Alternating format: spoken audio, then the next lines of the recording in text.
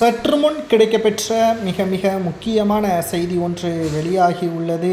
உதயநிதியால் திராவிட முன்னேற்ற கழகத்திற்கு மிகப்பெரிய ஒரு ஆபத்து வரப்போகிறது.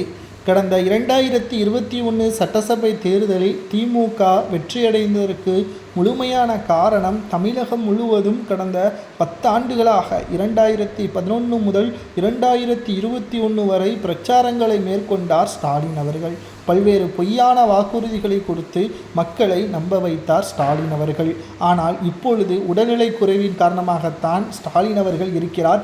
என்ன ஆட்சி நடக்கிறது என்பது கூட அவருக்கு ஞாபகம் இருக்குமோ இல்லையோ, சொன்ன வாக்குறுதிகளை நிறைவேற்றி விட்டோமோ இல்லையோ, எவ்வளவு கோடிகள் தமிழக அரசிடம் கடன் இருக்கிறது என்ற எந்த ஒரு ஞாபகமும் இல்லாமல் தான் அவர் செயல்பட்டு வருகிறார். இது அவர் மீது தவறு கிடையாது. அவரது உடல்நிலை வயது மூப்பின் காரணமாக இருக்கலாம்.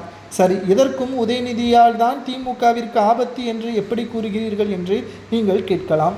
2026 சட்டசபை தேர்தல் 6 மாதங்களே உள்ளது. இந்த 6 மாதத்தில் தமிழகத்தில் திமுக வெற்றியடைய வேண்டும் என்ற கட்டாயத்திலும் இருக்கிறது.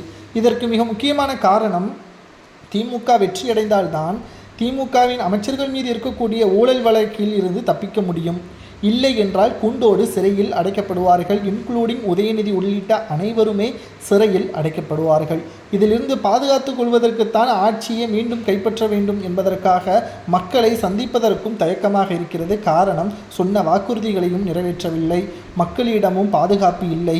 தற்பொழுது உதயநிதி அவர்கள் ஒரு புது முடிவு ஒன்றை எடுத்துள்ளார். அதுதான் இளைஞர்களுக்கு வாய்ப்புகளை கொடுக்க வேண்டும். மூத்த நிர்வாகிகளையும் மூத்த அமைச்சர்களையும் தேர்தலில் களத்தில் இறங்க வேண்டாம், அவர்கள் ஆலோசகர்களாக இருக்க வேண்டும் என்று ஸ்டாலின் அவர்களிடம் தெரிவித்திருக்கிறார். ஆனால் ஸ்டாலின் அவர்களோ மூத்த நிர்வாகிகளும் மூத்த அமைச்சர்களும் இல்லாமல் திமுகவை வழிநடத்த முடியாது, அவர்களிடம் அதிகாரங்கள் இல்லை என்றால் அவர்களை சிறையில் அடைக்கப்படக்கூடிய ஒரு சூழல் உருவாகும். அவர்களிடம் இருந்து பெறக்கூடிய வாக்குமூலத்தை வைத்து மற்ற நிர்வாகிகளும் கைது செய்யப்படுவார்கள்.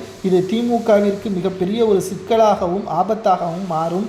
இதனால் உன்னுடைய இந்த ஆலோசனையை நான் ஏற்றுக்கொள்ள முடியாது என்று ஸ்டாலின் அவர்கள் முதல் முறையாக உதயநிதியிடம் தெரிவித்துள்ளார். ஆனால் இது உதயநிதி அவர்களுக்கு கடும் அதிர்ச்சியையும் ஏற்படுத்தியுள்ளது. மேலும் இளைஞர் பட்டாளத்தை வைத்து திமுகவை வெற்றியடை வைப்பதற்காக பல்வேறு முயற்சிகளையும் மேற்கொண்டு வருகிறார். ஆனால் துரைமுருகன், KN நேரு, பொன்முடி இவர்கள் எல்லாம் உதயநிதியை புகழ்ந்து பேசுவதற்கு காரணமே இதுதான் என்றும் கூறப்படுகிறது. எப்படியும் அடுத்த தலைமுறையினர்களுக்கு பின்னால் தான் திமுகவின் தலைமை இருக்கப் போகிறது. மேலும் உதயநிதியை நாம் அவமானம் செய்யக்கூடாது, அவமதிப்பு செய்யக்கூடாது. மேலும் உதயநிதி